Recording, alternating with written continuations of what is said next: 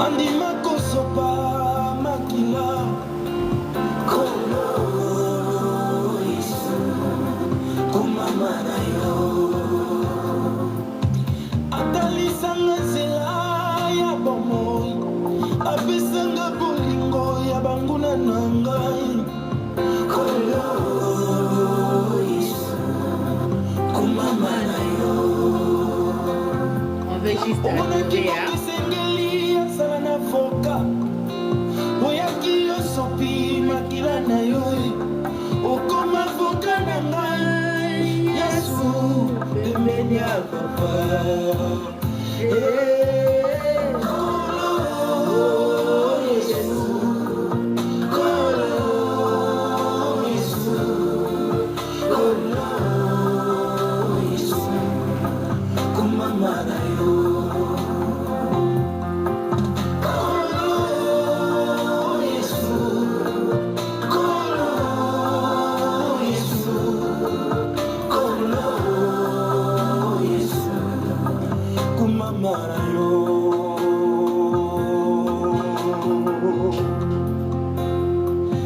sandisi bonzamina yena moto eboti bikama yango nanga nabikaka lisusu to liboto ezali kobika enakoma kobika oyo nzambe aloba mpo na ngai nakoma kobika oyo nzambe akata mpo na ngai kumisamba na yo mosimbi ya likolo pese mokolo moko te likolo ekolemba elobe ete nazokita nga na se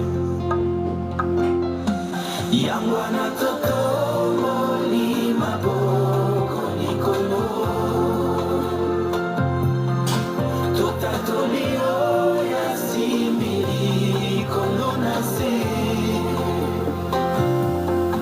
soki ya pembe kobima te na moto na ye kowaza nzambe komama kolo komama kolo komama kolo mosusu azali te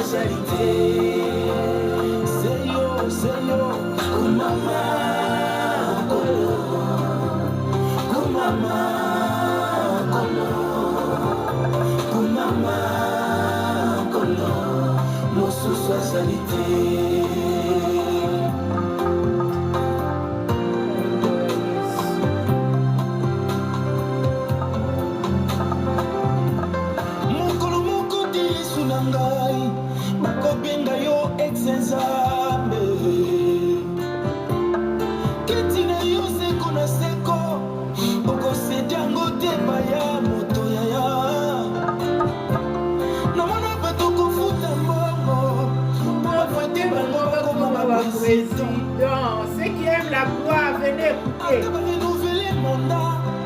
Na descendance la présidence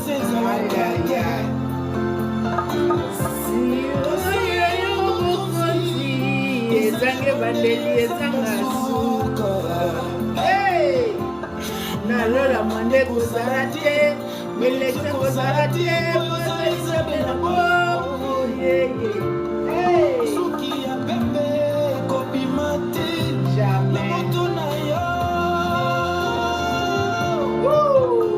komama kolo komama kolo komama kolo mosusu azali te nasomona bato koboma na bamboka mpona kowela bokonzi enzambe akanga bomoi na moto 120 ans mingi bazokokisa yango te mene meyokasi ete soki obomi bato kosala 200 ans na pouvoir nandimi te bobele yesu yango wana totatola mokolo yango wana totongoli maboko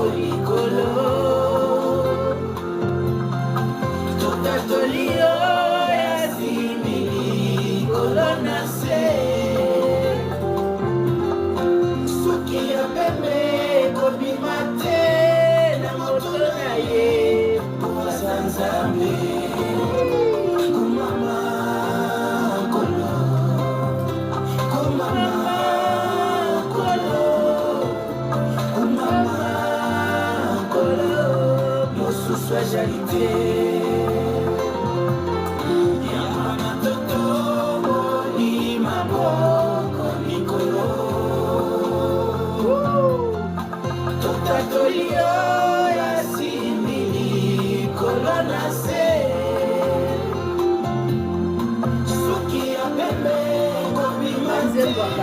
Na matona yo poza nzambe. Yaya komama. Parler de témoignage. Ça joue aussi un colo. Mais ça la live c'est pour ma première fois. Je n'aime pas le temps de faire les lives souvent. Et mais passer à la maison, je ne comprends rien. Tapotez-moi l'écran pour que ça se guérisse, hein? C'est ce qui me suit. Tous ceux qui sont venus avant moi sont des voleurs et des brigands. On est juste là pour adorer. Moi, je n'ai pas encore bien maîtrisé ça. Jean 10, Et verset 8. attends la page de Nakala, Natikala pour ça la live une fois. Et je n'avais pas bien maîtrisé. Mais faisons ainsi. Kakayo, papa. Kakayo, papa. Oh, kakayo, papa. Moninga malamu. Oh, kakayo,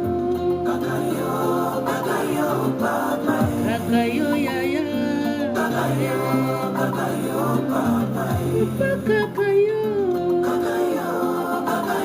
Papa. Moninga malamu. Alobaki na Mose, loba likolo ya libanga. Kozanga kotosa Mose azwi nzete ya betie. Maya bimaki kolula lola yokaki kanda. Alobi na Mose yokokota lisusu kana te.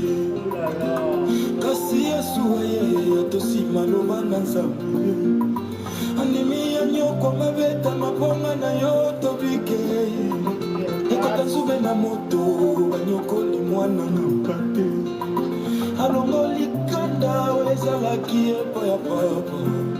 Yesu kakayo, papa. Nakoma kosololanga na Nzambe.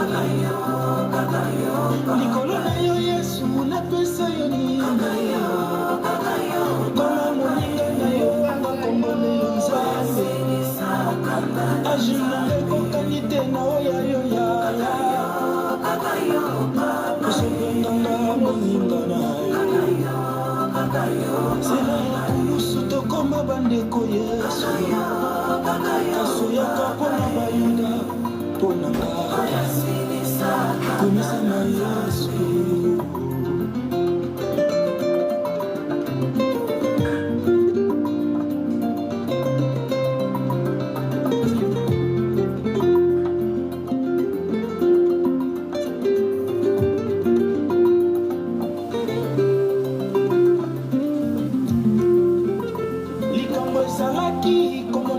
Ezalaki kofingama.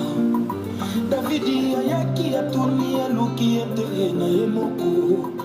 Moto kobeta Goliate bakopesa ye nde nini ye. Mwasi mpe bokonzi pembeni. Kasi Yesu atikaki lola. Animi nyoko mabeta maponga na yo tobike. Afongola monoko te. Papa posa nanga te. Kasi kokisa posa na yo po ete bango babika. Yesu kakayo, papa. Okomisaka bilobaloba. Misala sala emonana bilembo etikala. Komisama mona pate. Ekomi bofore.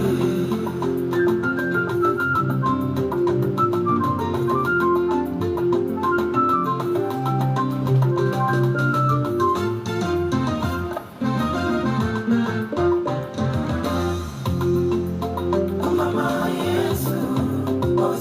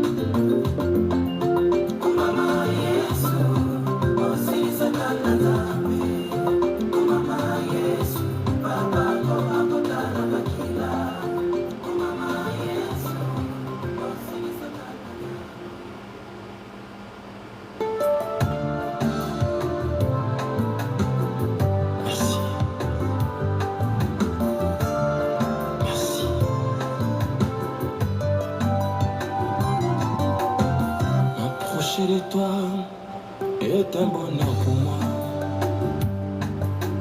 Vivant auprès de la croix est un privilège pour moi. C'est lui que tu as ramassé et tu as justifié. Dans sa bouche n'a qu'une seule parole et te dit merci. M'approcher de toi est un bonheur pour moi.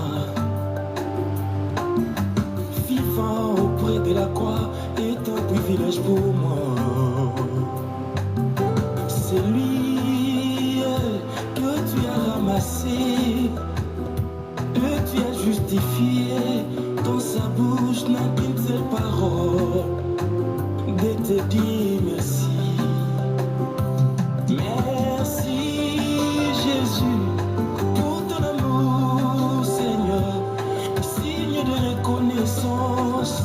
À celui qui m'a aidé, je suis l'un de l'auprès. Le 9 autres sont partis, mais moi je suis revenu pour te dire merci. Merci, merci, merci, merci.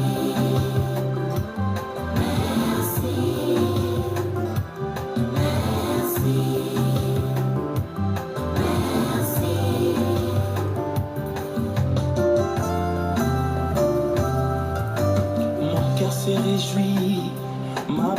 s'est ouverte contre mes ennemis, c'est à cause de Jésus. Sa grandeur est immense, allons devant de lui, avec de sacrifices d'adoration et le parfum de bonne odeur. Mon cœur se réjouit. I Lensway har vi Nordens største lager af linser og kvalitetsbriller direkte fra fabrikken. Tag et billede af din linsevæske og bestil direkte på mobilen uden at udfylde din recept. Linser og briller på nettet i mere end 20 år. Velkommen til den ultimative spaoplevelse for dig og din bil. Læn dig tilbage, træk vejret dybt og nyd følelsen af total afslapning. Imens tager Boxnow så kærligt af din X-Pen. Hvor som helst, når som helst. Ingen værkstedsbesøg, ingen...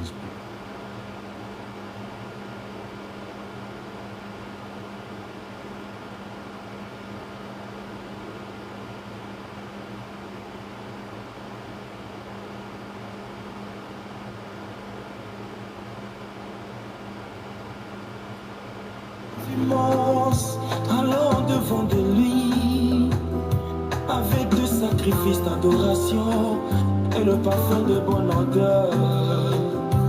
Merci Jésus pour ton amour, Seigneur, signe de reconnaissance à celui qui m'a aidé. Je suis lent de le près, les 9 autres sont partis. Mais moi je suis revenu pour te dire merci. Je suis dans la joie immense, car Jésus m'a libéré. Païen que j'étais, il m'a cherché, il m'a trouvé. Merci papa, merci papa, pour ton amour Seigneur, signe de reconnaissance à celui qui m'a aidé. Je suis l'un de le près, les 9 autres sont partis, mais moi je suis revenu pour te dire merci. Car tu es mon Dieu, toi il n'a pas de fin. Je viens avec ma famille. La raison de mon existence, les sujets de mes lois, mon sauveur, mon sauveur.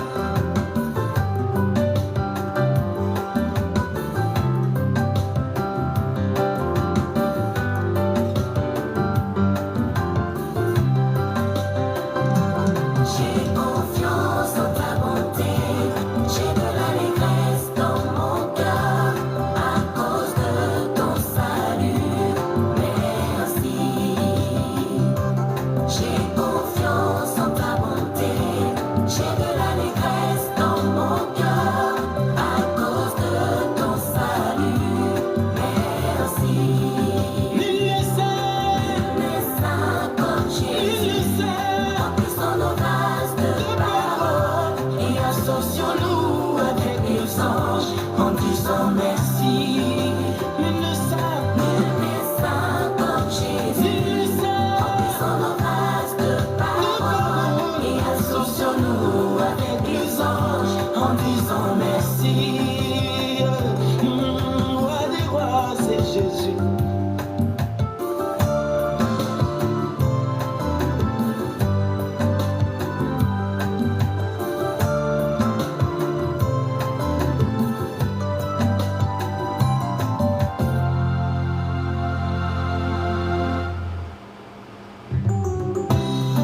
Oh Yesu,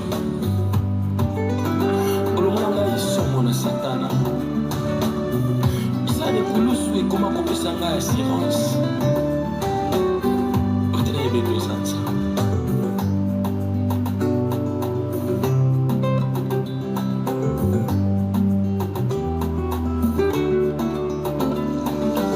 bitumba molimo kolosi abunda pesa elonga na makila na ye rappellaka Satan, tu as été vaincu à la croix de Golgotha, il y a de ces longs des 1000 ans. Koloé, koyana yo, change la vie na ngai. Koloé, yo yaya, kufana yo Yesu, pesa elonga na libota na ngai. Koloé, kouta wapi, lengisa ngai, na ikami na Yesu. Yesu yo, Yesu yo, Yesu yo, Yesu yo, Yesu yo, Yesu yo, Yesu yo. Bituma molimo, kolosia punda, pesa elonga, na makila na ye. On appelle Satan, tu es vaincu à la croix de Golgotha, il y a des selons des 1000 ans.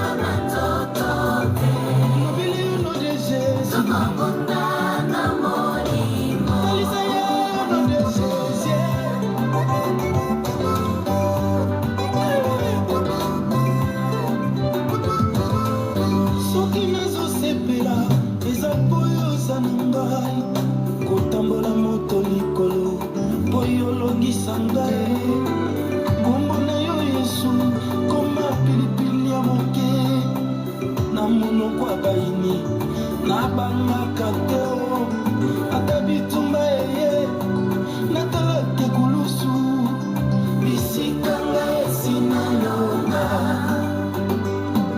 ata bitumba eye natalaki kulusu, bisika ngai esinalonga. Akouta wapi alingisa ngai, Yesu akoma pole na ngai. Akouta wapi obangisa ngai, Yesu akoma pole na ngai. Makasi na Nzambe evandaki paya, oyo simba likolo na se. Eza Yesu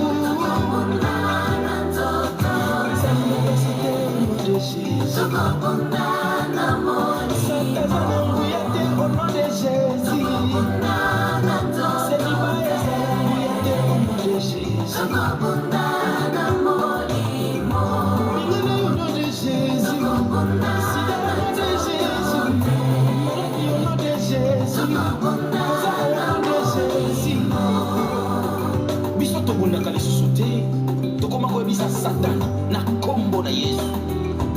Komona bana Nzambe mingi kobanga bandoki, me nkolo ayebisinga na yebisa lelo, soki bandoki batamisana molili bazalaki na makasi mbele bapusa buto ya molai ebongo baloka na tranquillité, me baprofita kobena espace nkolo akata yango na roi na kati na Babylone ayisaki Daniel alobi ete nazala makoki te ya kobimisa na libulu na nkosi, yebisa Nzambe obelelaka alakokangola yo.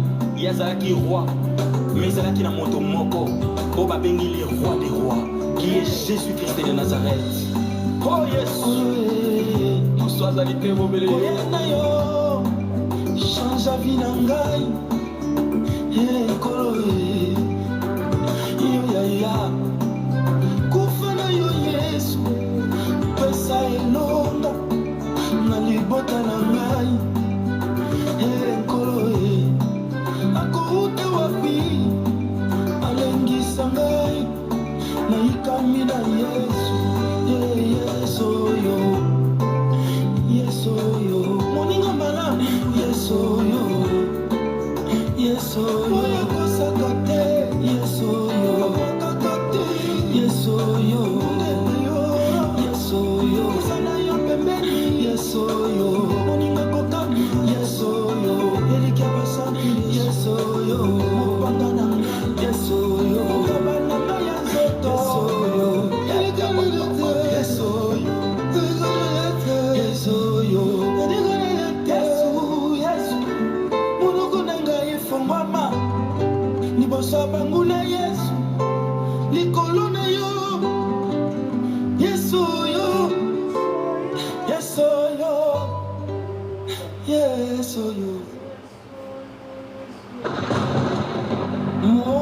pasi ya pinzoli na ngai ezali yo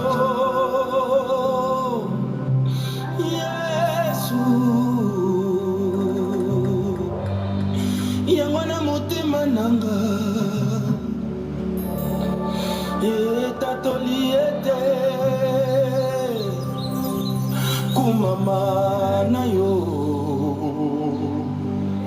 bolingo nazopesa yo lelo yo esaoyo moto apesa ngai te naboyi kobonzela yo bolingo ya mwasi na mobali. Ça c'est ma chanson adorée. Konolola libale kozala te osala nyonso nakoma yo osopa makila po ete ngai nabika bilembono na bomoi na ngai lelo eboti mbuma mpe banguna na ngai batikali na soni osala oyo moto moko te Yesu akokaki kosalela ngo bato kolo na bilimo loboko na yo ezokoma makambo ya malamu kaka mpo na ngai tikanga na yemba nzembo nakumisa nkolo yelika na nkembo alonga masumu yeyaka na yeliki bamoto oyo bongisi kondima ezali yo Yesu nayebisaka bolingo na mitema yo esoka likona babuta ezali yo Yesu nani yeyaka na yeliki bamoto oyo bongisi kondima ezali yo Yesu nani apesaka bolingo na mitema yo esoka likona babuta ezali yo Yesu yango nazotetola bolingo na yo mpe naza kokumisa oyo esimba likolo kiti na yo moto te afanda yo mokolo te batelemisa yo mokonzi na yo ezanga manda ezanga opposition ezanga esheke boyolonga masumu Un gouvernement qui n'a jamais échoué. C'est le gouvernement céleste. Personne ne s'y oppose. Oh my God! Quelle grâce! Oh Seigneur! Bien-aimé, on adore ensemble.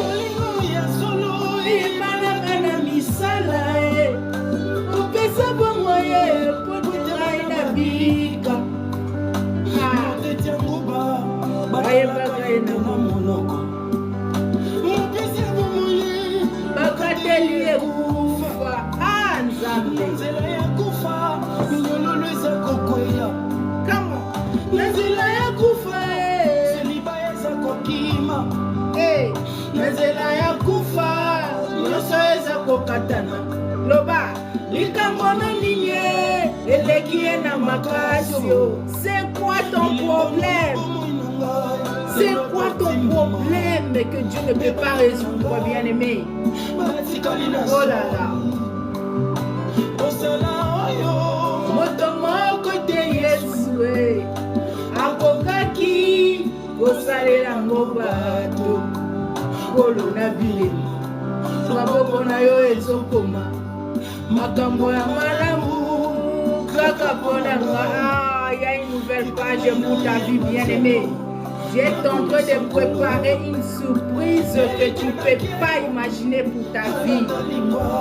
Maboko ne komaka chaque jour, bien-aimé. Loboko nzambe wana ekomaka chaque jour. Oh Yesu.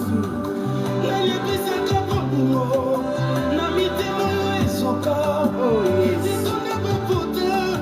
Ezali yo Yesu. Madakas Izilaka ezali yo Yesu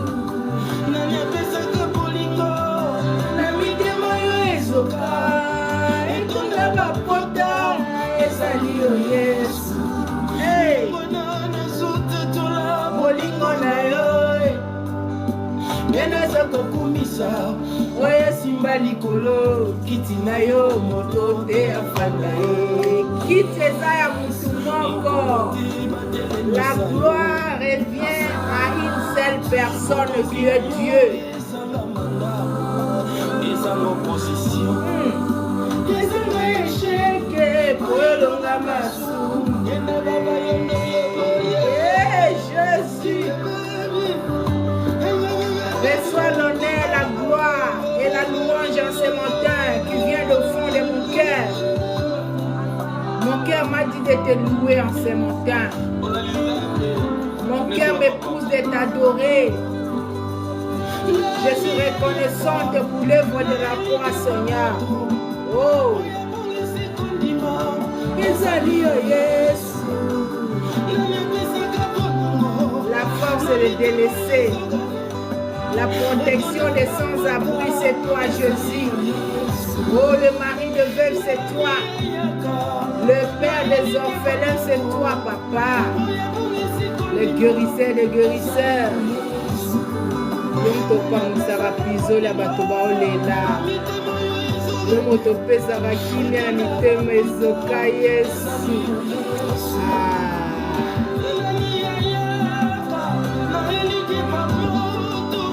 Oyo bongisi kondima.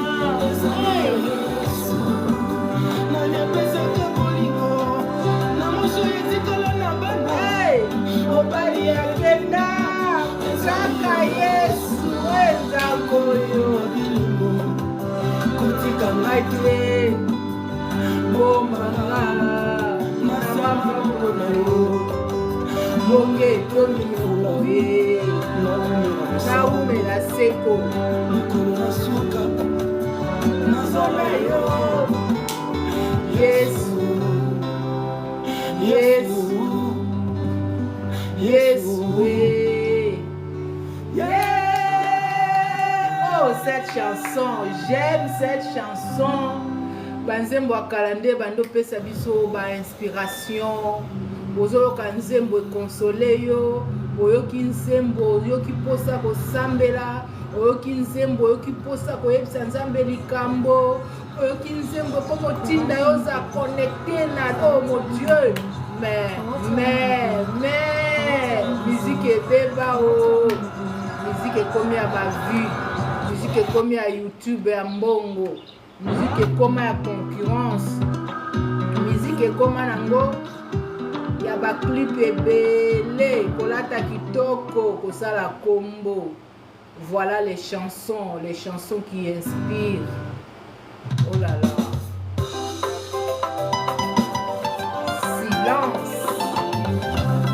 C'est encore l'une de cet album que j'aime. L'une des chansons dans cet album que j'aime tant.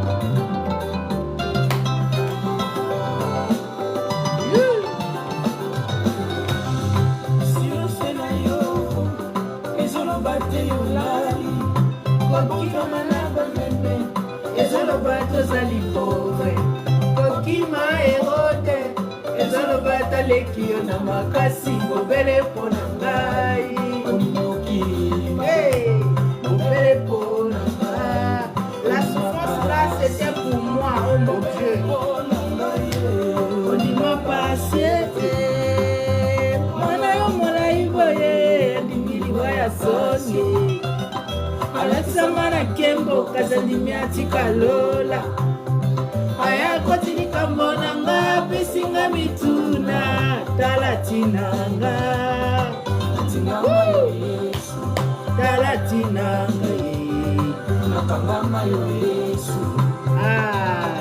voilà le pourquoi on est là toujours présent comme des Habakkuk dans la présence de Dieu pour le louer, l'adorer. Nzela nanga ya baka ozokombola ngo lesika ya esengo mikala yo ekosaka te o obele mpo na nga ondima bima obele mpo na nga ondima pasi obele mpo na nga ye ondima pasi mwana yo molai boye ondimili lingwa ya zoni alatisama na kembo kasandimi atika lola yoka aya koti likambo yanga kasinga bituna talatina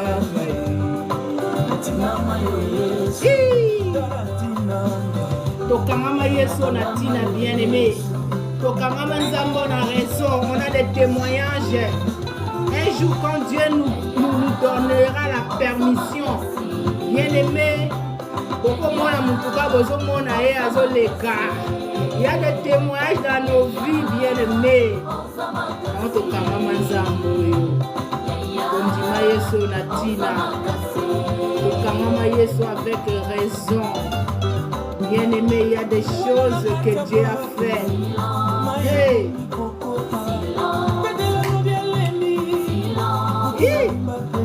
Silence.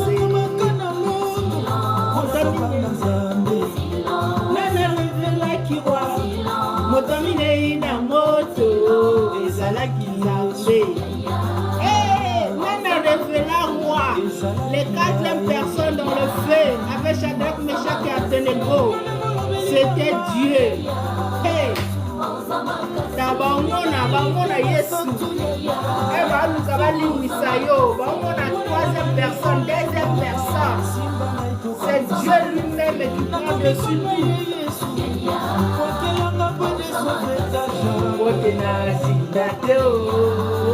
Wakilanga point de sauvetage Yesu.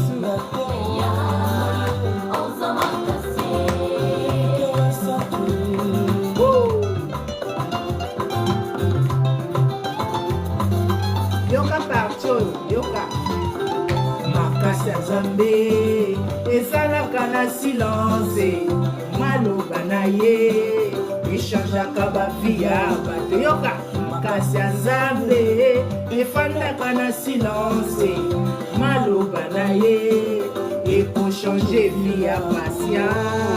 Oh, Dieu agit dans le silence, bien aimé.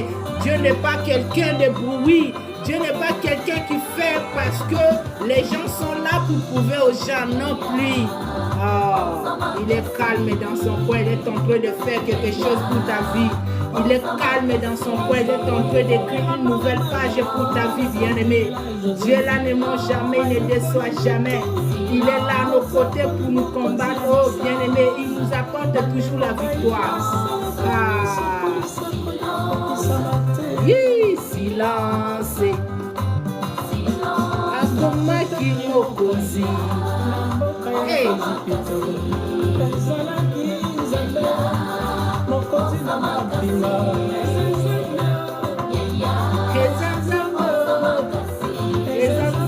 Nzambe moto asala Joseph na mboka bato akomai mokonzi aya.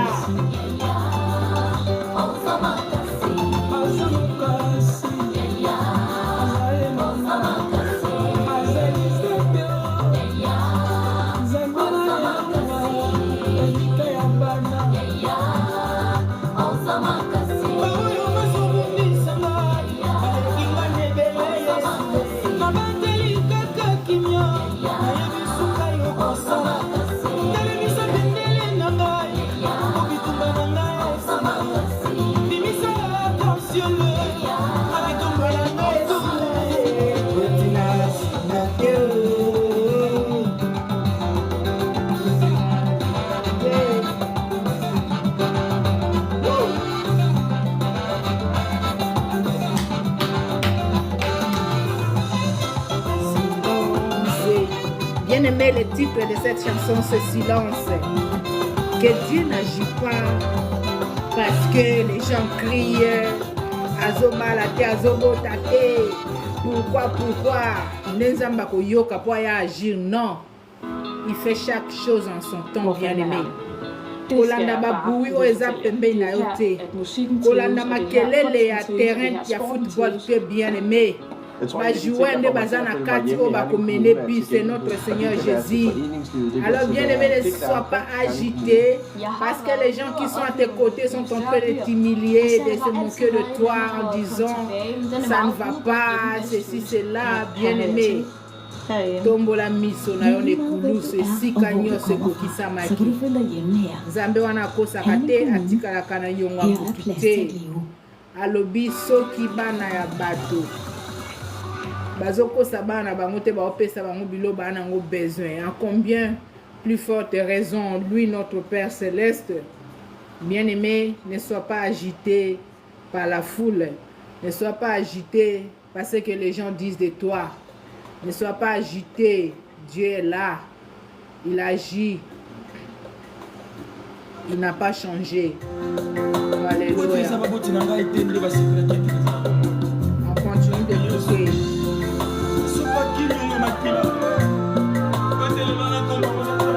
Dans un album, il y a Papa Odi Kabam, j'aime beaucoup ces chansons. Album nayo eza na titre ya Silence de Dieu.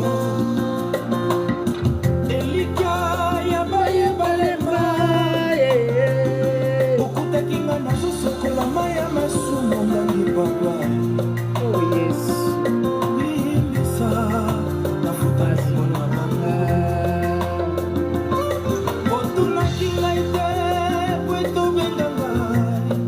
Écoutez même les paroles de la chanson.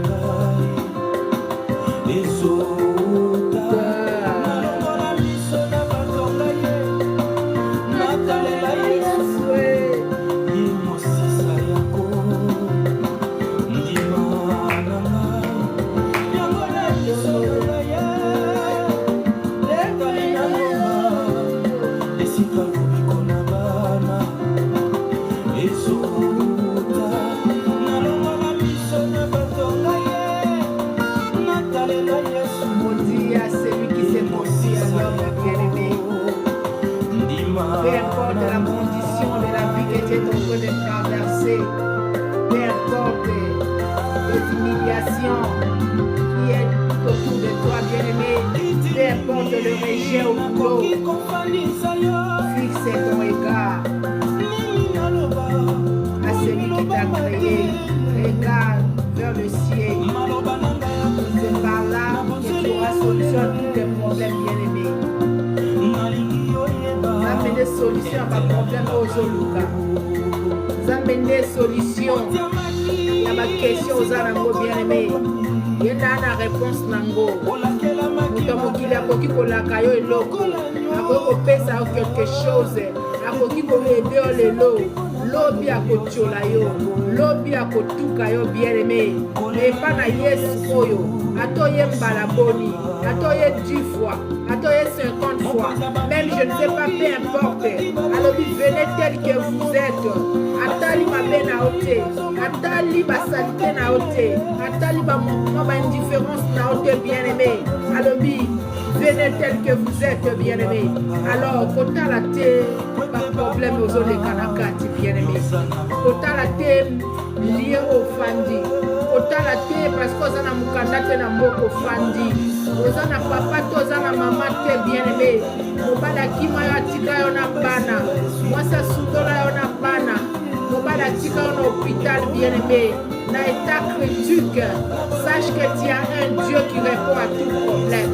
Sache que tu as un Dieu qui répond à tout problème. C'est à cause de cette situation qu'il avait pris ta place à la croix.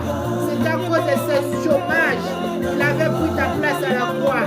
Autant que otangaki mpo ofanisa diplôme na ndako te bien-aimé, otangaki te mpo ofanisa diplôme na se ya mbetu, otangaki te mpo so otya diplôme na kati ya placard.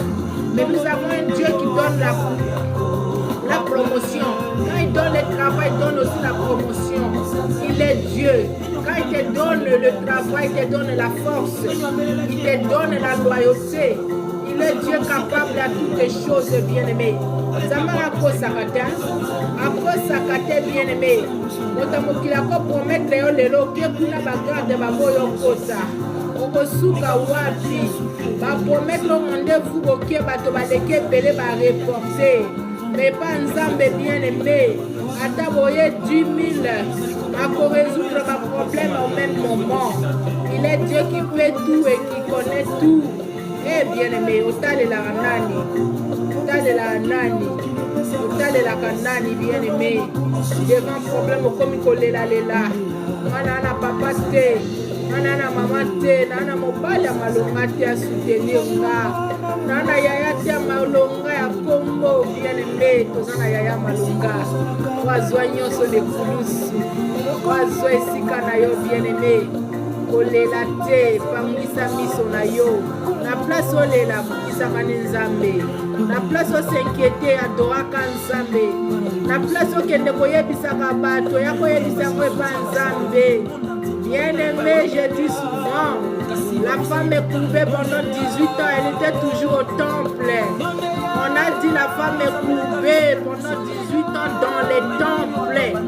On n'a pas dit la femme est coupée pendant 18 ans au bar. On n'a pas dit la femme est coupée pendant 18 ans na Nganda. Non, non, non, non, non, non, bien-aimé. On a bien décrit que la femme est coupée pendant 18 ans dans les temples. Cela veut dire qu'il faut être toujours dans la présence de Dieu. Et c'est par là que viendra la solution à tous tes problèmes. Il est Dieu qui ne ment jamais, ne déçoit jamais. Hey, Zamboyo. Nzambo tondimela enatina akosaka te bien-aimé, akosaka te. Aza nzambe oyo achangea langage ya banguna, achangea langage ya bato banégligea yo, moi bato bandotuka yo la fois passée. Nzambe achangea minoko na bango, achangea langage na bango. Ah, ils vont changer leur langage à cause de ce que Dieu fera dans ta vie. Si tu crois, dis seulement Amen. Ils vont changer leur langage à cause de ce que Dieu va opérer dans ta vie. Si tu crois, dis Amen et cela va te réaliser. Bien-aimé, vous savez, lorsque Jésus guérissait les malades, il faisait des miracles et disait aux gens là que ta foi t'a sauvé.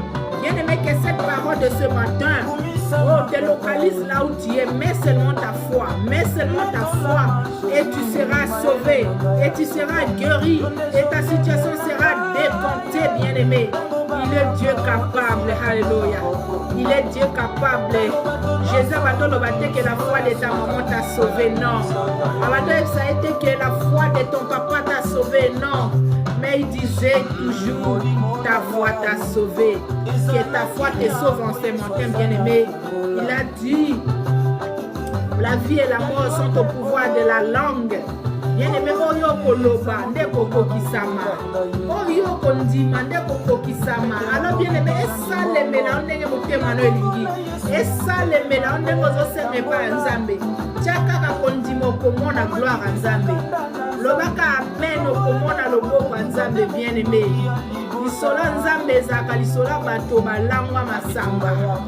Lisola nzambe soko comprendre yango se kokosi. Dala Noé kenda kotonga arche likolo ya montagne, bien-aimé, esika source d'eau ezate, alléluia. Esika talitanga ya source, oh my God, ke ou okazungu le beti inondation salema ezalaki te. Mais Noé a accepté. Tant bande kotonga arche, bien-aimé, bato bande ko se manquer na ye. Balobi, mais c'est quoi comme folie? La personne qui construit une arche sur la montagne, où est-ce que Akoko Misamona est balé? Place nini bateau oyo? Ah, bien bien-aimé, liloba nzambe makambo nzambe ezalaka neti liboma. Soko comprendre yango vraiment c'est kokosi. Soko comprendre makambo nzambe parce que bato basala makambo nzambe bazala on dirait bato maboma. Po makambo basala kelekelaka bato ba comprendre te. Au moins bato bana miso ya mokili ba comprendre te langage ya nzambe. Nzambe asalaka toujours au-delà de nos entendements.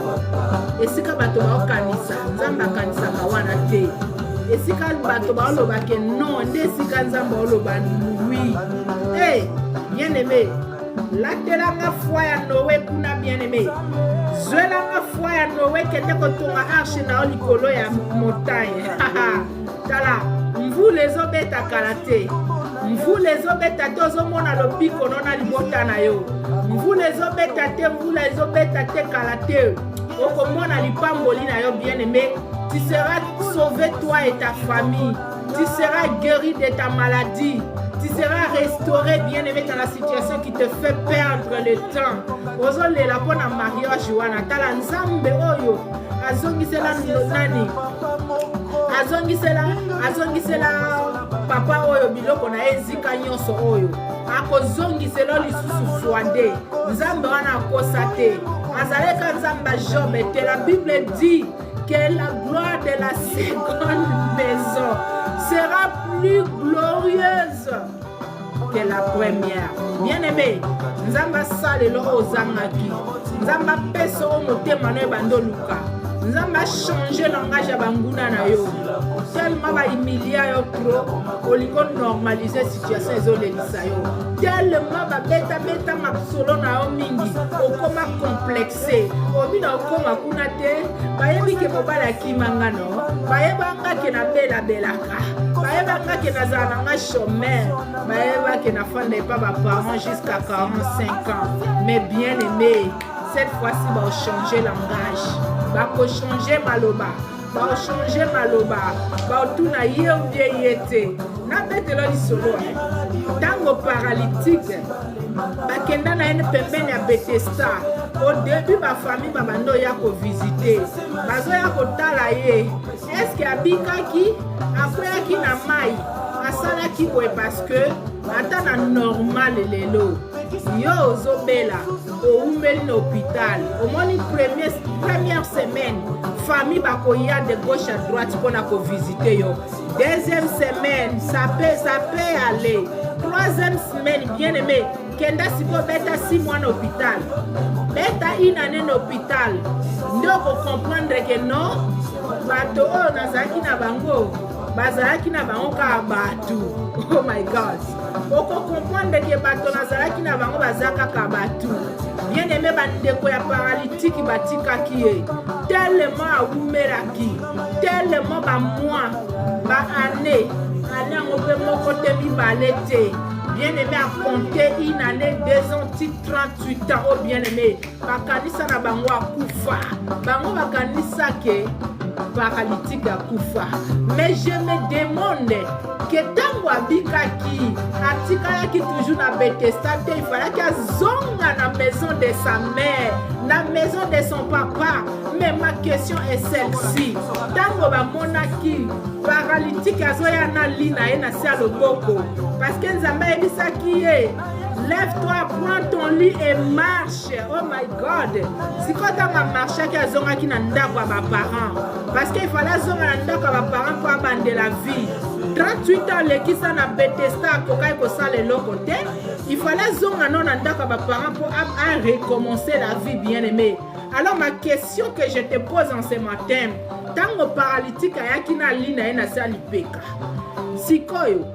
Mabota na ye bandeko na ye baleki na ye bayaya na ye bamonaki ye boyebisanga babandeko sala nini o bakamwa ki ndenge nini babandeko mituna comment ça s'est passé parce que cet homme on l'a oublié tellement yaki mandefo c'est tondi na sa munoko mandefo c'est tondi e baride tellement zaki na basoin lisu ya bien te mutafandi basunga kae kaka et pas ba camarade babosani na elongi ya paralytique parce que a coli 38 ans bien aimé moto aza parent déjà akomi pe ko parrainer ba marié mususu bien aimé nde âge oyo paralytique afanda na pembe na Bethesda mais toyeba âge ba memaka ekuna te toyebi na biso âge ya maladie na ye et puis na durée o azaki nango pembe na Bethesda tango azongaki ba famille na ye balobaki nini ba changeaki maloba nini babanda koya na explication que tellement mikolo oyo misala eza te mbongo eza lisu te mwana lamba biloko na na tikelo kuna ezalaki te babanda loba nini yo nga mikolo bamitaka nga te nakendaka bakomo sala kuna na monga fula na batindanga na Bakongo babanda ba explication ya kopesa ye bien aimé banguna no ba changer maloba tellement nzamba osala lo mwa kitoko na vie na yo tellement nzamba alinga changer histoire à vie na yo tellement alinga matiso escalier tellement alinga botiso mwana moko bo bien formé tala nzamba taye mwana wana na libumu tanga ko bima ba otika la munoko polele bien aimé pourquoi t'inquiètes-tu pourquoi t'inquiètes-tu bien aimé tango nzamba pambolaka lipambole ya nzambe lekaka oya bato ya mokili bakopesa lelo desili lobi ya oyo lisusu bayebi kotuka yo lisusu mais nzambe tango apesa oyo eza pour l'éternité et ce que l'éternel donne eza na ni chagrin bien aimé eza na makambo ya restitution te restitution epa nzambe eza ntango désobéi na parole na ye nde akoretire grâce oyo apesaki yo nzambe azbotolaka soki ozo marcher bien te na ye mais aussi longtemps tu es resté loyal tu es resté au poste comme Habakkuk bien aimé la grâce de Dieu ne sera jamais ôtée sur ta vie yango na oyebi so lelo nzambe ako changer langage ya ba oyo ba détruisaki biloko na yo tala ba camarade ya Job babandaki koya ko tendre la main mais leur chose là qui ramenait à Job et bandaki ko accomplir besoin na été bien aimé ata y accompli pendant 2 jours alors le reste des jours qui viennent bien aimé nzambe wana za capable ya ko changer histoire na yo tango nzambe atiaki loboko likolo ya Job bien aimé toyoki lisolo yango toyebi il n'avait pas de belles filles na mboka wana koleka bana Job il n'avait plus un homme riche plus que Job bien aimé tala nzambe wana changer langage ya banguna baswa misapi bakoma komituna ye te. Est-ce que ça maman patience ou pas? Bien aimé, Dieu là n'a pas changé, il agit. Il n'était pas seulement le Dieu de Job, il n'était pas seulement le Dieu de Noé, il n'était pas seulement le Dieu d'Abraham, bien aimé. La Bible nous rassure qu'il y a aujourd'hui et éternellement. Il n'a ni commencement ni la fin. Bisonne tokoleka me ya kotikala. Ya kotikala bien aimé. Ba luka shit na yo loka bandoka Joseph baluki shit ya mwana na bango. Ba ebite ke ye muto akozala occasion ya bénédiction na bango lobi bien aimé. Tika ba humilier yo. Dis-toi que c'est un moment. C'est le moment de tremplin. Naza na école, nzamba zo former, nzamba zo tayenga. Mukola ko pimisanga bien aimé na lobaka toujours hein. Omoni médecine hein. Médecine. Kisi otomelaka. Omoni na obenga ngutu na terme ya ba dano ba benga kisi médecine. Excusez-moi, médicament en français, voilà. Médicament. Omoni médicament, tango eza na labo. Ce qui est bien composé, bien préparé, et bimi na wenze ko ça les sous dégâts parce qu'il faut détruire tout.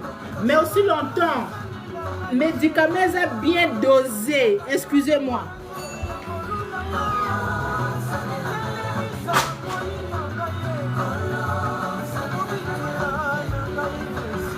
Je m'excuse, je disais, aussi longtemps, médicaments est bien dosé na pharmacie bien aimé.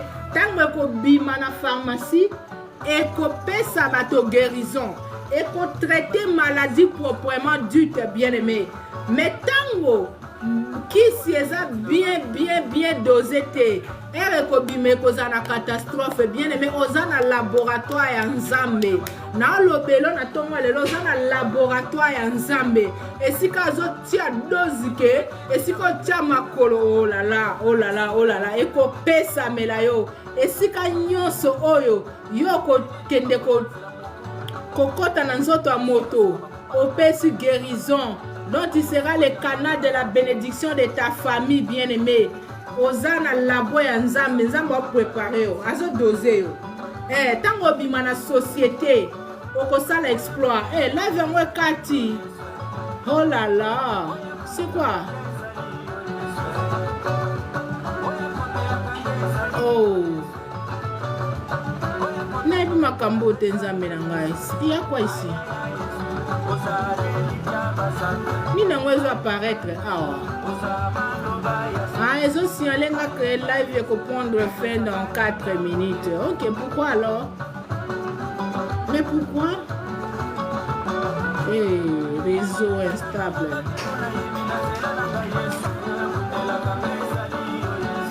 Bien aimé, je serai obligé de stopper ici. Le mot réseau bima awa.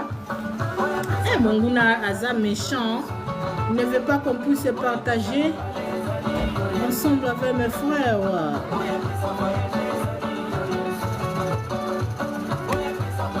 Et l'homme est affiché na écran. Et voilà, je ne parviens plus à revenir. Je ne sais pas si vous m'entendez.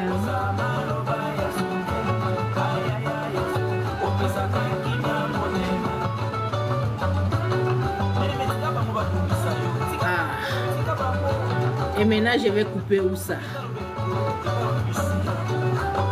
Comprenez-moi, c'est ma toute première fois de faire le live. Et je sais quoi. Ça s'affiche ici. Et je peux quitter comment?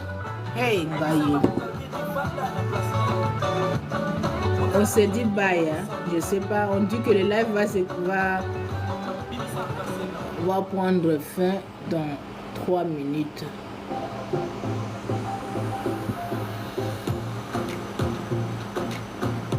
Oh my God. Naokoka pe ko bimate, naokoka pe ko stopper. Alors je fais comment? Alors on attend seulement le reste des 2 minutes. Si ça finit, ça va se couper. Ça va se couper seul. Et TikTok. Går selvfølgelig efter at vinde. Mit navn er Andreas, jeg er 21 år gammel og bor i Holstebro. Fais glisser la pièce. Og så er jeg 2 fridage. Det er jo ikke fordi, man har så meget fritid ved det.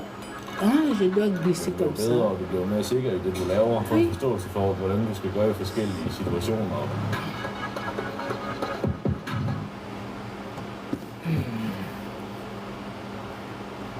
Réseau, ils ont la bêtise.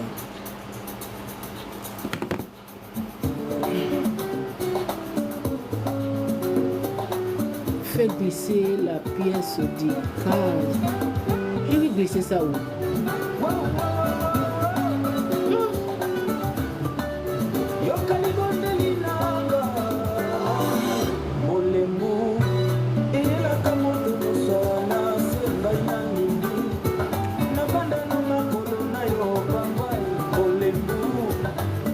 Ceux qui me suivent, en tout cas, désolé. Hein? Il y a quelque chose où il y a. On dirait, si le live est télémis.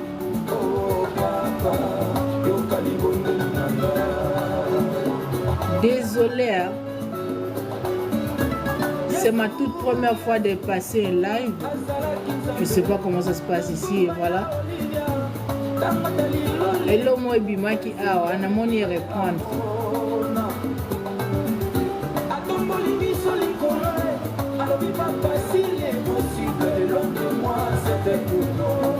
Faites-moi signe si vous m'écoutez en bas des commentaires, s'il vous plaît.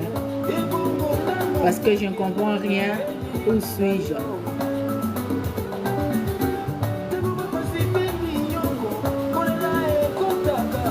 Aidez-moi.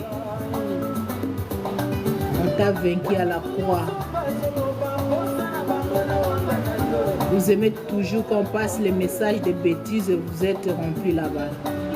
Mais nous ici, on partage la parole de Dieu. Voilà ce que ça.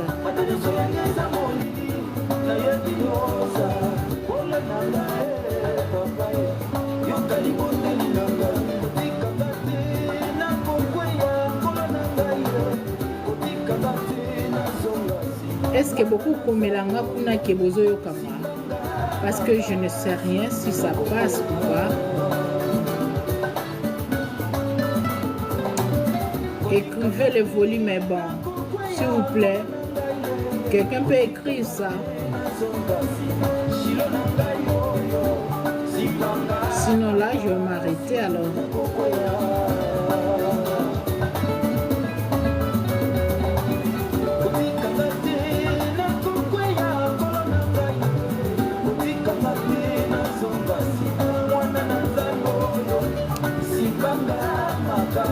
Zandi pour ça lève en haut. Oh là là.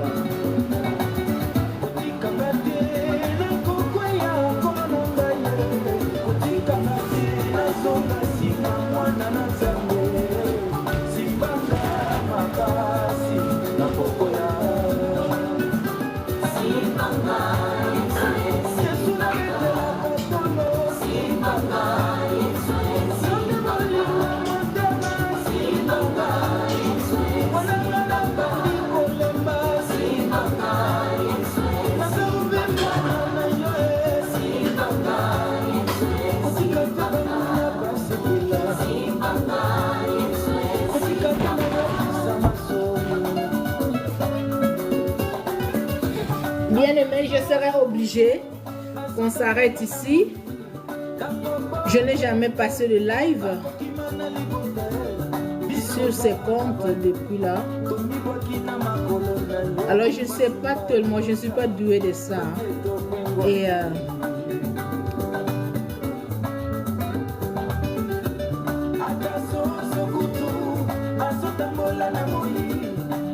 donc voilà. J'étais là juste qu'on puisse adorer notre Dieu. J'avais mis l'album de notre papa Odi Kabango. J'aime beaucoup ces chansons.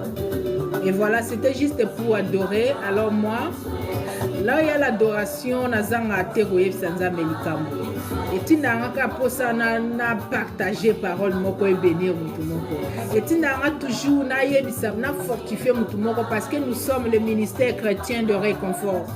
Moi, j'ai toujours l'habitude d'encourager les gens qui sont faibles, les gens qui sont prêts à abandonner, les gens qui veulent lâcher là.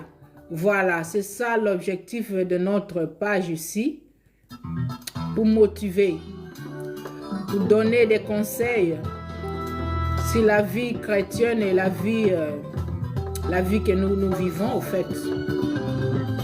Surtout ça, on a pour motiver. Vie est la moine ndeke bien aimé. Il faut apprendre à s'envoler pour voler bien.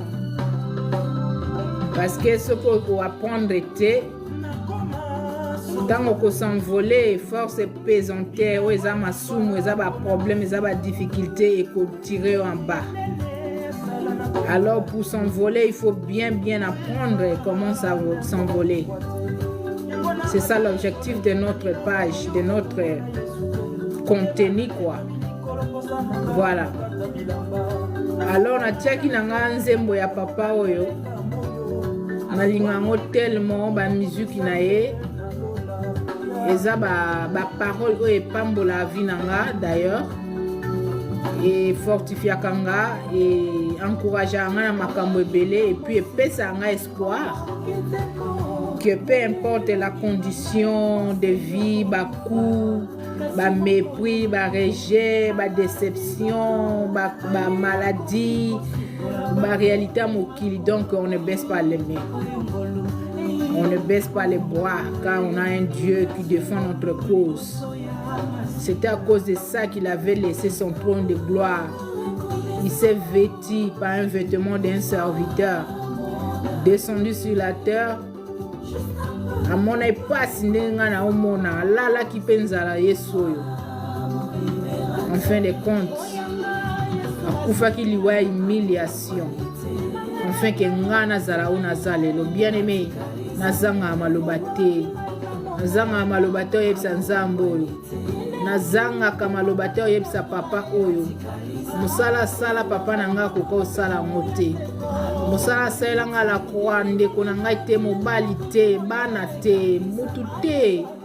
La Bible nous dit que likolo kimia ekotaki ntango bando luka moto aya okufela ngai. Sikoyo nzambe wana misali moto na kati ya moto oyo nalobaka verbe de Dieu. Dieu s'est fait l'homme dans l'homme pour devenir l'homme. Alléluia. Pona nga moto masumu. Sikoyo naza vraiment boy. Nzala na longa ngo.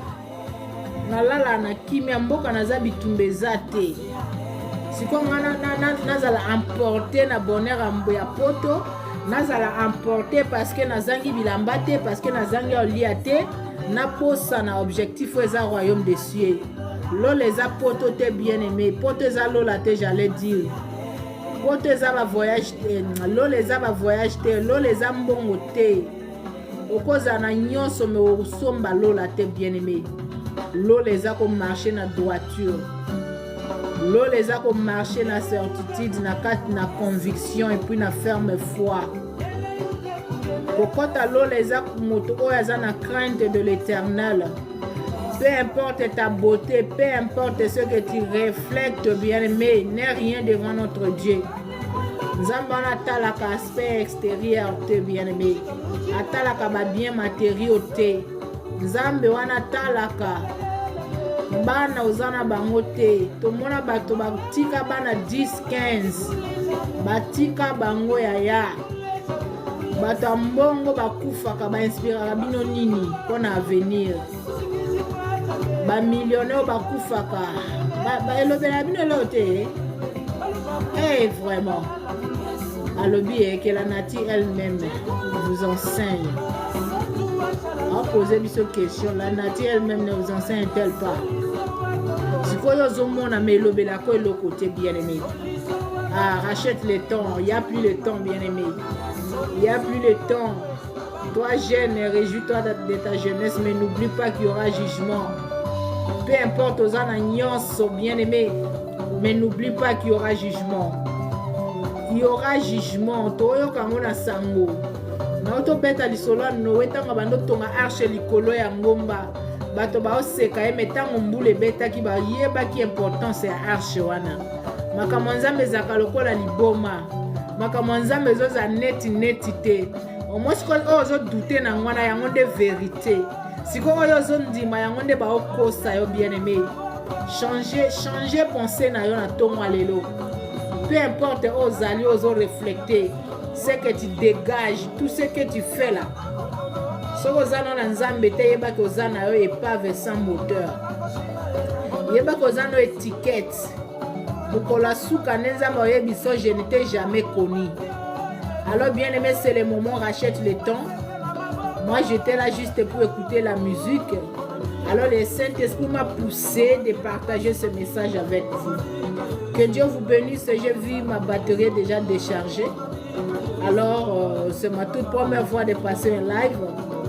Si Dieu nous bénira encore et que Dieu nous redonne encore le souffle de vie, on va commencer à partager des moments comme ça ensemble dans la présence de Dieu. Car il nous dit, un jour dans la présence de Dieu est comme 1000 ans ailleurs. Moi, quand minute to lekisi, 1 heure kutuna, un jour de 1 heure. Na présence en Zambé, et leki 1000 ans ailleurs. Et ça, on a passé un homme na banani mususu. Biloko kaya ba mokilio, ya pasi ya mokilio, ya mabala, ya makamwambetu, ya makamwambongo, ya makamwabonga na vie, bato ba osa ba 20 000 en ligne. Bato ba osa ba 50 000, ba 10 000 en ligne. Moi je me demande pourquoi tout ça. Mais quand on est là pour partager la pensée de Dieu, au moins on a osuka na fenêtre bakei. Ya boleka na bino bien.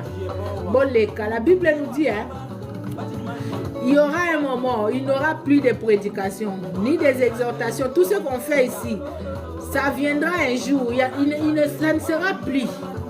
Bato ba comme Luka pasteur Teangata Matthieu 7:7 okozwangote. Et comme à un moment, comme Luka prophète moko prophétiser, okokutango lisusu te bien-aimé. Alors c'est le moment. Nous vivons au moment de la grâce.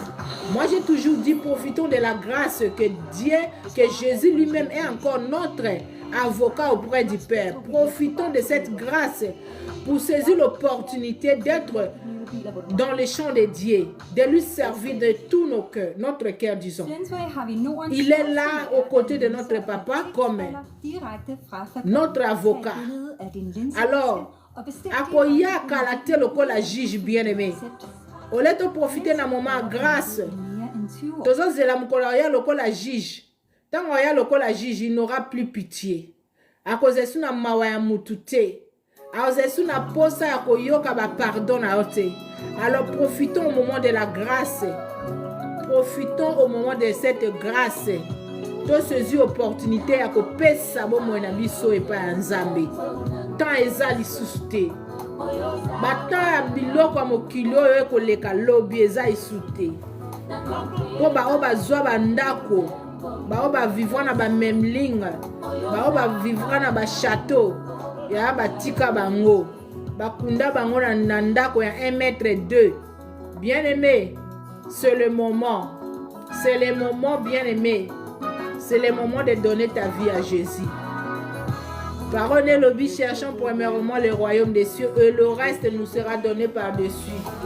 Parole, wana bato ba comprendre ngote. Alobaka boye. To luka liboso bokonzi nzambe nyonso ko pesa melabiso. Le temps tu sers ton Dieu. Le temps tu bénis ton Dieu. Tu adores ton Dieu. Tu peux évangéliser. Tu peux gagner des âmes pour ton Dieu. Es-tu sûr que Dieu va te laisser? Nzambana kotika yo. Aotiko te bien-aimé.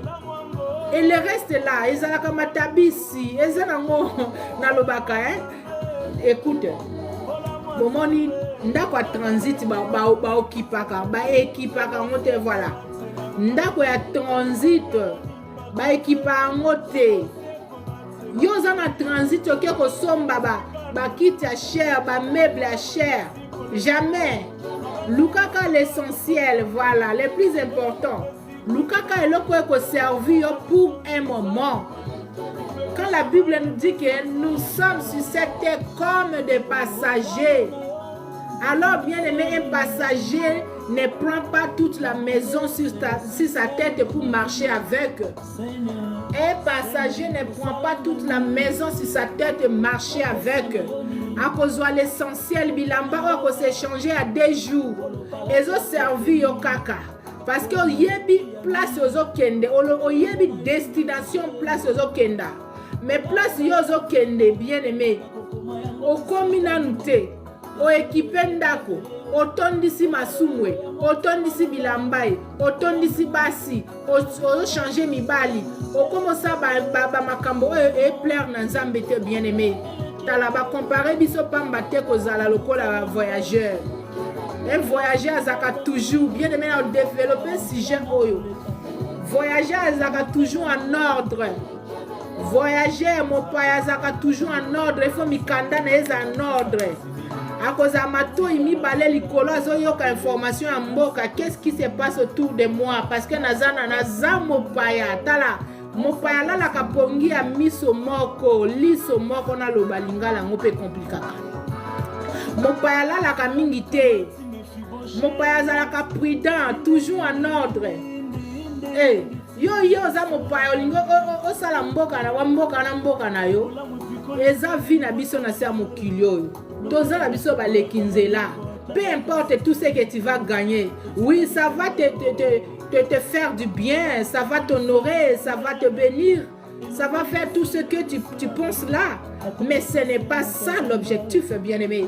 Ce n'est pas ce que Dieu attend de toi. Dieu attend de toi de laver ta robe qui est ton cœur, d'être pur, de lui servir, de marcher droitement. Bien-aimé, c'est le moment. N'attends pas que Jésus-Christ revienne comme un juge. N'attends pas que Jésus-Christ revienne comme un juge. Mais il est à présent notre avocat. Tant au camp des hommes matanza, mais la mouton a dosé. Bien aimé, t'as profité. T'as profité, bien aimé. Moto azaka avocat et ba secret à client na ye. Moto azaka avocat bien aimé et ba secret à client na ye. Bon autant avocat nga comme là sous juge. Est-ce que vous en attend que juger yo? Parce que y est déjà de A à Z. Vous en attend au perdre te azwa yo kambala moko yo kende kuna dossier na sina yebi kende kuna. Eh bien aimé. Mopaya bien aimé. Azalaka toujours prudent. Azalaka kengen information. Ayoka kaba news. Yo lingo osala neti mokili eza ya yo. Awa eza kaka avant goût. Eza avant goût. Merci Pasteur Caleb. Awa tozo vivre na avant goût. Soki nzamba pambole na ozana ngo loba eza avant goût. Mais kobosa na objectif te. Kobosa na destination te. Parce que ça juste na transit avion na yo tango ekoya pour comme son na destination bo se kuti yote se kuti na ba kilo eleki ebele ba ko bwaka ngo bien yondo ko tikala. Eh bien aimé tala passage wana bo comprendre kango te bo comprendre passage wana teke tozana mokilo lokola ba paya. Alors étudier zwa vie à mopaya. Zwa vie à passager. Sala mosiko keza vie na yo na sia mokilo. Passager azaka ndenge nini? Passeport na ye toujours pembeni na ye, carte d'identité na ye. Information sur ba étranger ezaka ndenge nini? Loi ezandeni pona ba étranger. Siko biso loi na biso lokwa ba étranger na mokilo c'est la Bible. Loi na biso eza parole de Dieu bien-aimé. Il faut y loi na yo na sia mokilio. On aura le temps pour partager ce passage. Je pense que bato ba comprendre un message on a likolo. Moi je n'ai pas l'habitude de faire le live, je n'ai pas assez de temps. Misale zwakanga. Mais aujourd'hui ça m'a sali grâce na yo kananga musique. Le Saint-Esprit m'a poussé de te dire cette chose bien-aimée, que tu es un passager, que les choses de ce monde ne t'emportent pas. Bilwa mokilo yo elongola ote makamanzambe na mutu libala oui eza nango litabisi bana oui eza nango litabisi parce que ozo chercher le royaume non tant on chercher le royaume des cieux okozwa no bana on eza bénédiction eza litabisi cadeau tant ozwa mbongo ya litabisi aya. Tant que vous avez bénédiction à voyage, et ça n'a pas avant goût. Sikoyo, oh ya mokili sikoyo, ma belle en ezani, eza un délai. Eza un délai. Eza un délai à 5 ans. Musuka 2 semaines, eza va bisengo musu ya 2 semaines pour moni boye katadu. Eza siko na délai. Alors quelque chose il y a 2 ans, il y a 5 ans, il y a 20 ans, comment on a belé 20 ans. Comment on peut ébeler à 50 ans. Mais bien aimé, ça ne sera pas comparatif à quelque chose qu'on parle de l'éternité. Quand on dit quelque chose est éternel, donc ça n'a ni fin. Eza libela na libela. Eza na date indéterminée à expiration. Bien aimé, si on y a un mandat en 5 ans, on y a un mandat il y a 20 ans, on y a une gloire il y a 10 ans, gloire à 2 ans. Pour rater pour l'éternité, rater éternité. Oh, ça c'est la confusion. That is the confusion, bien aimé. On a la confusion aux sala, bien aimé. On est à Mokili et sous kaka pas bato Mokili. Ba ko applaudir yo era baluka boy gloire et sili. Tango lala ko la mukaka. Bazala kawana. Tango kufa kana liwa ya mukeo babenga ngo pongi. Na yo moko miye baka lisusu te. Bongo ka bato ba applaudissa ki yo. Ya nga na sala na ngelo ko plaire mutu te. Moi je fais pas des choses pour plaire aux hommes. Moi quand ça plaît à Dieu et à moi-même, je me limite là. Ce que tu vas me montrer là, je vais accepter. Mais je sais que Il y a l'anguille sous roche pour ça. Tu connais la cause que tu m'applaudis. Tu connais l'objectif de votre applaudissement, bien-aimé. Bamsou applaudissa na système abakino bobenga ngokuna matolo. Bamsou applaudissa pour oye baye kaka opesa musala.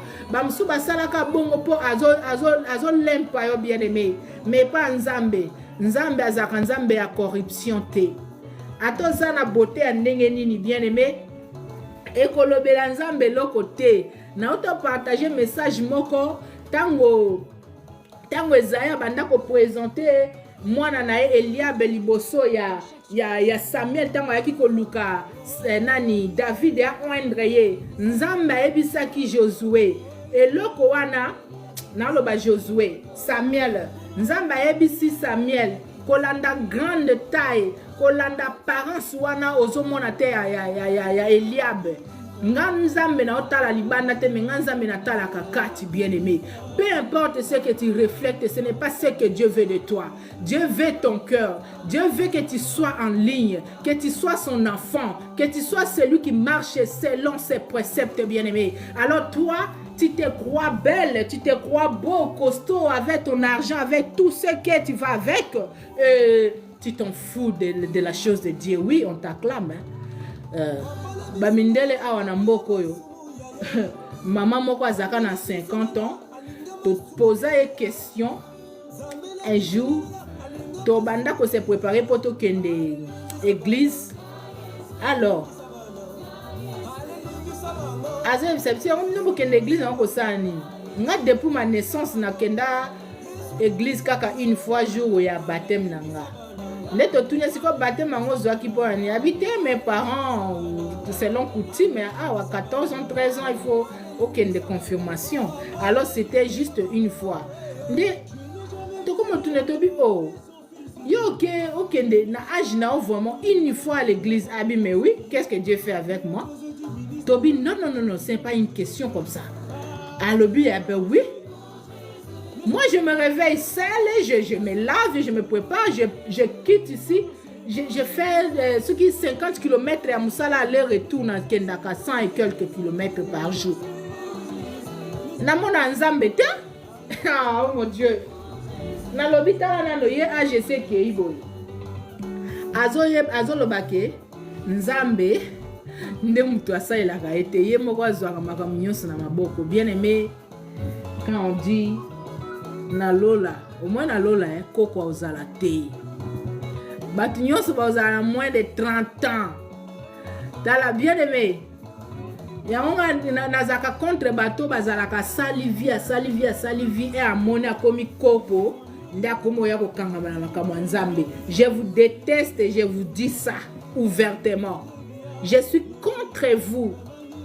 Je suis contre vous. Raphaël, excusez, come up là tu m'as, please. Yo kyoko ça la vie na yo. Tu pas faire tout ce que tu fais et tu dis je sais quand est-ce que je vais donner ma vie à Dieu. Bien aimé, c'est quoi âge osé là pour donner vie no et pas Nzambe. Nana rassuré comme agent. Qui t'a rassuré que tu vas arriver à l'âge que tu attends pour servir Dieu? Qui t'a promis ça d'ailleurs? Hein? Est-ce que le lendemain nous appartient?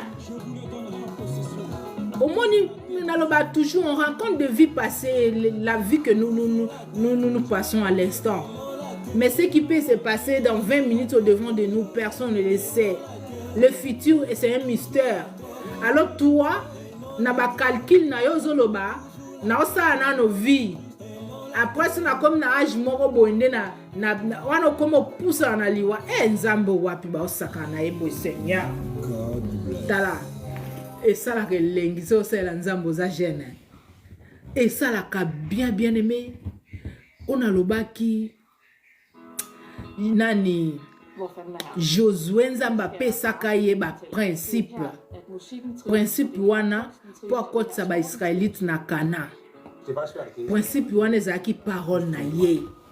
Alobaki na Josué 1:8 a dit que ce livre de la loi ne s'éloigne point de ta bouche, médite le jour et nuit afin que au récit dans tout ce que tu entreprendras n'habite sur bato batanga livre oya na benga ngo livre bato batanga Bible na idée nini.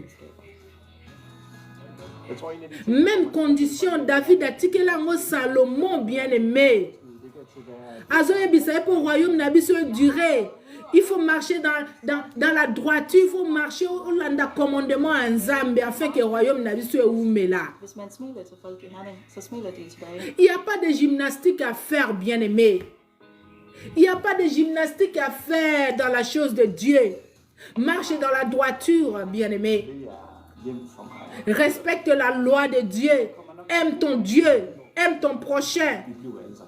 Ne fais point du mal à l'autre. C'est ce que Dieu attend de toi. Ce n'est que ça. Et dès que tu feras ça, ton cœur reste pur. Et comment on a que ma caminyoso, ça va aller.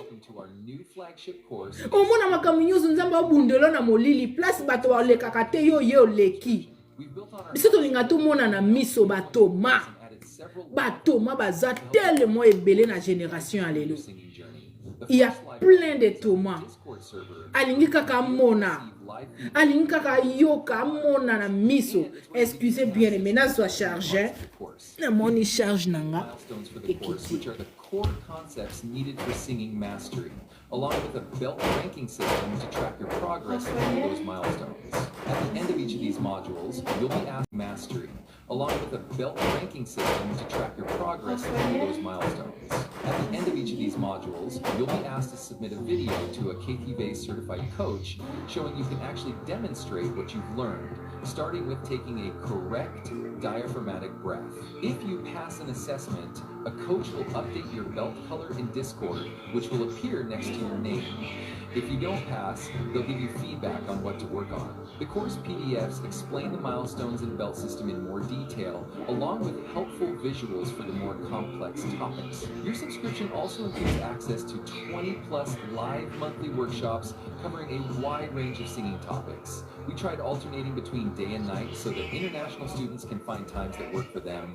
Take a look at our workshop calendar and sign up for whichever topics and time slots work best for you. I recommend starting with the KTVA New Student Success Workshop for your first workshop to get oriented and have your questions answered. Next, we've included fast feedback credits with your subscription, which allows you to submit a video question to a KTVA certified vocal coach who will give you a customized video reply. And if you need even more feedback, we have one-on-one instruction available for purchase from KTVA certified coaches that have studied directly under me for years, some even 10+ years. And finally, for those wanting instant answers, we've taken 10+ years of pro forum moderator answers within our previous KTVA forums to train an AI chatbot which you can access with the Discord. This knowledge is extremely comprehensive and helpful, and most importantly, doesn't know an answer. That's it. We hope you're excited about our KTVA live experience as we are. Veuillez m'excuser, cher bien-aimé. Download our KTVA app and head over to the next lesson. Téléphone Okomaki Lobat. Alors que je devrais chercher ça. Voilà. Bien-aimé, je disais, j'étais pas censée pour partager, hein. Et moi, j'ai toujours profité s'il y a l'occasion. Parce que je n'ai pas le temps à perdre de parler de n'importe quoi, monter sur des lives, parler sur la vie de quelqu'un. Non, non, non. Nous, on partage la parole de Dieu. Parce que tous a déjà n'attend de la fin. Oh, tous le monde a déjà mis les mougnos. Esaïa Kumonana. Alors, que cette grâce nous localise tous de comprendre le temps. Comment ça? Bien aimé, un vrai chrétien doit comprendre le temps. Il faut avoir la notion de temps. Notion et à temps. Je disais, les gens qui disent que nous avons nos vies, si on a comme 50 ans, 60 ans, j'ai pitié de vous. J'ai pitié de vous. Parce que personne t'a garanti. T'as garanti cet âge-là. Boebi ba longévité ezaka bato babanga nzambe. Tala longévité ezaka bato babanga nzambe. Au moins bato ba oké na vie makasi. Bomona ateke ba vie na bango esuka na mukuse. Vous-même là vous ne voyez pas ça. Vous ne voyez pas que les gens qui aiment des choses pressées, bakoma bakatakata, vina bango koma katakata. Donc bakata vina bango na mukuse. Alors longévité eza bato ba banga nzambe. Siko yo zo banga nzambe te. Ou comme ce que pesa ba limite ya âge ko ya ko mi pesa pa nzambe. Nana garantir yo. 120 ans eza bato ba banga nzambe. Yo siko na moi âge oza nango polo servir nzambe. Na makasi oza nango. Yo ozo zwango ozo lekisa ngo na temps. Opesi nzambe limite. Opesi promesse. Je sais pas si je peux l'appeler comment. Opesi mukoloko ya. Nzambe. Nzambe amutema munene. Tant ba nzambe amutema munene, nzambe amutema munene. Il est lent en colère et riche en bonté. Mais n'oublie pas que derrière la colère de Dieu, la bonté de Dieu se cache sa colère. Derrière la bonté de Dieu est cachée sa colère. Ne pense pas que tout ce que tu fais là, Dieu est content de ça. Aïe bien. Alors bien avant que nous ouvrons nos bouches pour lui confesser, il connaît déjà. Nzamba sondaka le cœur et les reins. Tant ozo préméditer, ozo sala déjà plan. Kaka na makani sinon nzamba yebi déjà. Si quand nzamba ndoya ko flatter, nzamba ba flataka et Dieu n'est pas un garçon de course. Bien-aimé, serre ton Dieu aussi longtemps tu es encore fort. Serre ton Dieu aussi longtemps tu es encore jeune. Serre ton Dieu aussi longtemps Dieu t'a donné encore la capacité de marcher. Bien-aimé, bokende na bopito bomona batomsu bana besoin ya makambo sala sikoyo. Alingi pia qui est évangéliser mais il n'a plus la force. Alingi que moi je suis comme médical bien-aimé. Goûte à moi et peut kota na mungonga moto c'est toute cérémonie. Na eso que za cérémonie à munene pour goûte à moi le kana gorge à mutu. Batomsu c'est impossible ba koma au marché biloko na munoko et comme ka sonde. Mais yo nzamba apesi yo makasi, apesi yo beauté, apesi yo mbongo, apesi yo moyen, apesi yo capacité et possibilité de lui servir. Toi tu donnes à Dieu un délai, tu donnes à Dieu quelque chose de, comme la promesse que dès que je vais atteindre mes 50 ans, dès que je vais avoir mes 50 ans, mes 60 ans, que je vais commencer à servir mon Dieu. Wanoso lembi, okomi yigo, no ye pa nzambe. Na lola bation so bazonga ba jeune bien aimé. Bongo yozo passer jeunesse na yo comme ça. Talatoza na temps ya fin. On a Joël 2, 28 ezoloba. Que au dernier jour je répandrai mon esprit sur toute la chair. Bien aimé, ba jeune bako, oh my God, bako, ba vieya nyonso minoko ko fungwama ba banongo na ba songe ba jeune fille ba jeune seba ba jeune foi ba ko prophétiser. Mais regarde ce que vous faites, regarde vos temps que vous passez. Moi j'ai connu mon Dieu depuis ma jeunesse. Bien aimé ba parents na nga ba ba catholique. So que église to goliate. Soke gliste oliate. Attendez to wando kendeka okombo atata pe a mwana pe elimo santu. Tu vas aller à l'église. Tu vas y aller. Oko kende ko sambela Maria Losako. Tout ça là c'était malgré c'est bon. On ne peut pas juger malgré on dit que ce n'est pas ça la vraie prière mais c'était déjà à lire oyezo la kisabatoke. Nzambe liboso. Voyez-vous? Alors, bien aimé, je vous laisse ici, j'ai à faire. Je n'étais pas censé dépasser un su de temps comme ça. j'ai fait plus de 1 heure. Mais qui on a adoré alors.